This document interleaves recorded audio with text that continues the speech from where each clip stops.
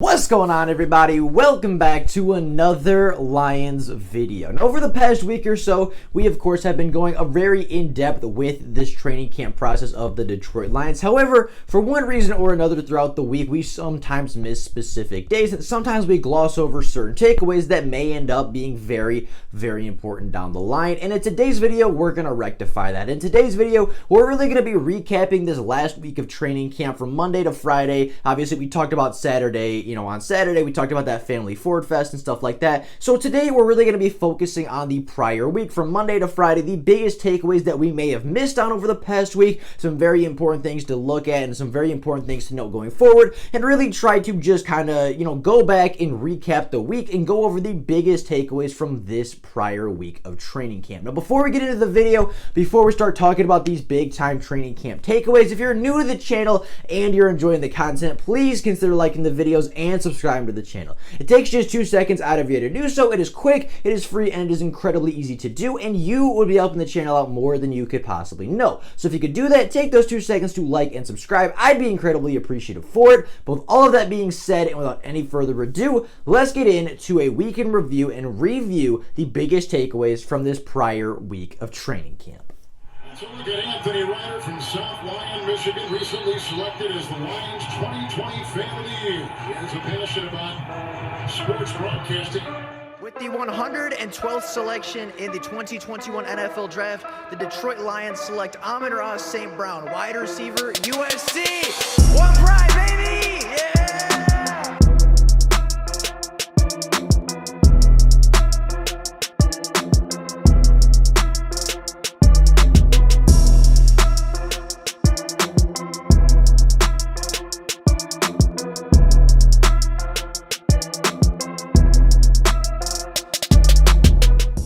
Now, this week in particular, for one reason or another, had a lot of emphasis placed on new starting quarterback Jared Goff, his strengths, his weaknesses, his success, and failures that he's already experiencing with the Detroit Lions, because there are a lot from all of those different categories. Now, Jared Goff did admittedly have a much slower start to camp than a lot of people were hoping for. He was missing some passes early, just didn't look quite comfortable immediately, and kind of was taking a little bit more time than a lot of people expected to get caught up with the playbook or get caught up with the new system or scheme or whatever the reason, for whatever reason that there may be. Jared Goff did take a little bit of time to really get going in this Detroit Lions offense. However, over the past week, Jared Goff has looked a lot better, and Jared Goff has been seen making incredible strides forward, just looking more comfortable, looking more polished, looking just like he knows the playbook a little bit more, that he has a little bit more chemistry with his receivers, and obviously that was all going to come with time. Inevitably, that was all going to fall into place eventually, but as of the last week or so, Jared Goff has really started to settle down and has looked really good over the past week or so of training camp, particularly with the deep passing game. Jared Goff, one area that he has excelled at for a majority of camp and a majority of his time with the Detroit Lions, has been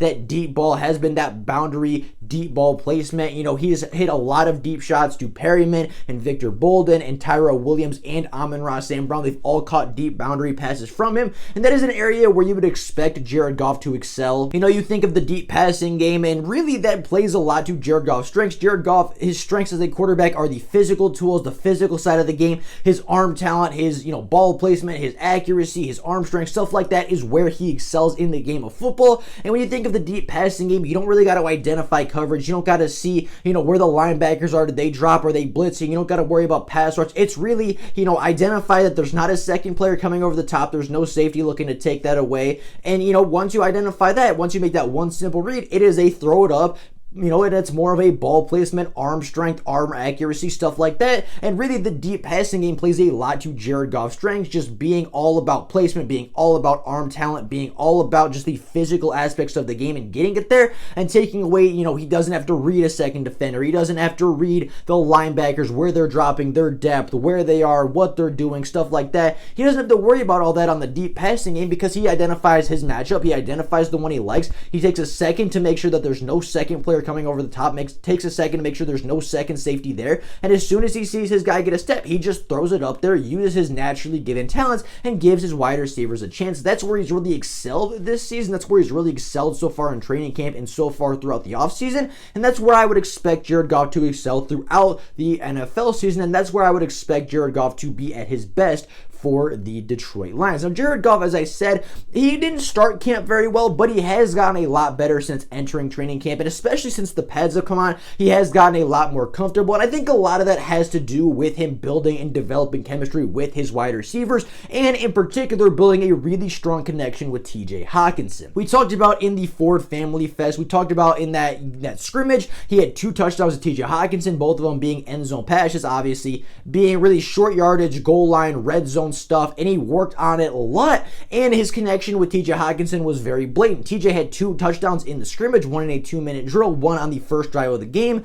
or first drive of the scrimmage, and they just have a really strong connection. Other players like Amon-Ra St. Brown have a connection with him as well. I saw Victor Bolnet in a couple nice passes, and obviously a lot of the other wide receivers have been out or in and out of the lineup, but I think just developing that chemistry with his wide receivers is really helping Jared Goff get comfortable. You see him trusting his wide receivers a little bit more. You see him have a lot of trust in TJ Hockenson, which I really like and I think is a really big emphasis for Jared Goff. I think a real-time connection, I think a big-time connection with TJ Hockenson is really going to help Jared Goff's development in the long run, right? It's going to be his number 1 weapon. It's going to be his best friend. It's going to be a guy that, whether it is a short yardage situation, a, 1st and 10, or, a 3rd and 4, a 3rd and 1, whatever the yardage or distance may be, he's going to have faith in TJ Hockenson. He's going to have trust in TJ Hockenson to go get the football, and he's kind of going to be,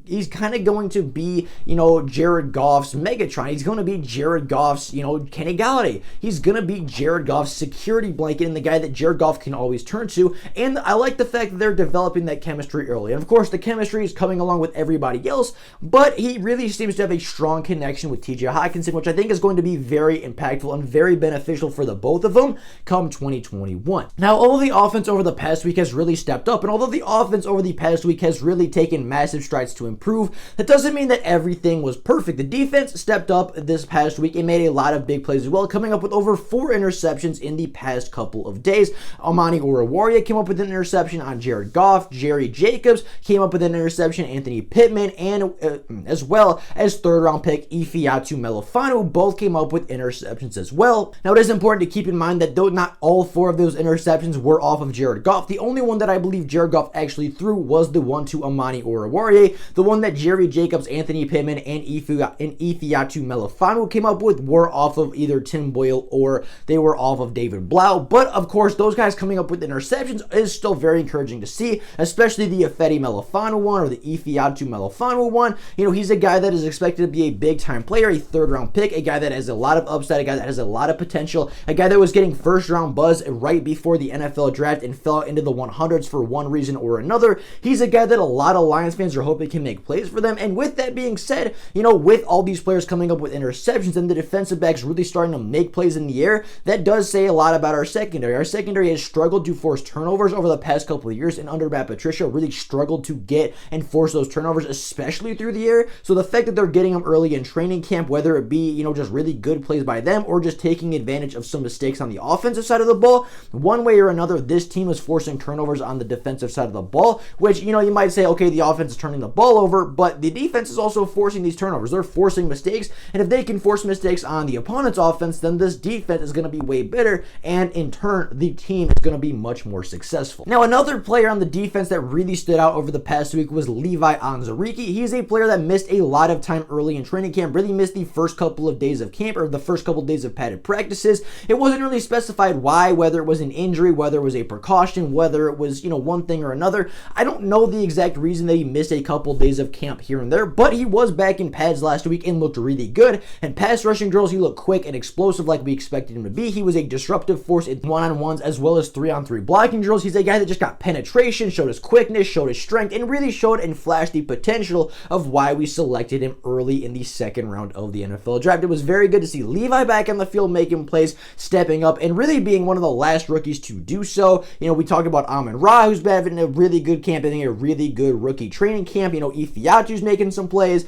Obviously Penei Sewell was looking really good once the pads came on. Aleem McNeil looked really good when the pads came on. Jamar Jefferson is a player that I've been incredibly impressed with from what I I saw on the field at the Ford Field scrimmage, and from what I've heard from stories and news articles, he's a guy that's been very impressive. And the only guy that really hasn't done a whole lot on the field has been Levi Anzariki. So the fact that he's got back on the field and has really started to make some plays is highly encouraging, at least to me. Now, another rookie that has really stood out this offseason, we kind of mentioned him just a minute ago, has been Amon-Ra St. Brown. He stood out in the scrimmage. He stood out all offseason. He's put in a lot of work after practice each and every day, and it is beginning to show, whether it be 1-on-1s, 7-on-7s, 11-on-11s, whether it be a wide receiver, kick returner, or punt returner. He is a player that is making a lot of big plays everywhere across the field. He and Jeff Okudah have a little bit of a rivalry going on where they are taking their shots back and forth at each other. Of course, not literally. They're not actually throwing punches or anything, but they are taking their shots. They are both winning matchups here and there. One time, Jeff Okudah would make a big play, then Amon-Ra would come back and make a bigger play,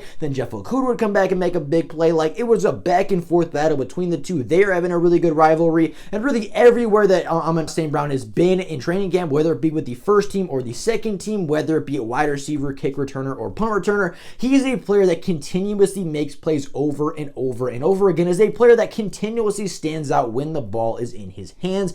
And, he's a guy that maybe I'm partially biased to, but a player that is just really standing out early in training camp. Now, the last player that I want to talk about today, the last player that has had a really good week of training camp, we've mentioned it before, is Mike Ford, the fourth-year cornerback. He's a player that has continuously started at that slot cornerback position. He's a guy that is the starting slot cornerback for the Detroit Lions right now. He looked really solid in the scrimmage, looked like he had good technique, looked really comfortable in his new position. He also played boundary cornerback for the second team defense, so he was out there a lot. We got a very good look at him at Ford Field during that full field scrimmage. So he looked really good. He's a player that just looked solid, had a couple nice passes defended in the scrimmage, had a really nice diving pass breakup in that scrimmage as well. Didn't give up a touchdown, I don't believe. Maybe he gave up a touchdown to Amon-Ra St. Brown, but I can't remember exactly if he was covering or not. But regardless, he had a really good day. He showed out, had a really solid day at slot cornerback, and even on the boundary, looked really solid, looked comfortable there as well. So that versatility is really good to see. And overall, Mike Ford has been one of the more standout players of this offseason. But with all that being said,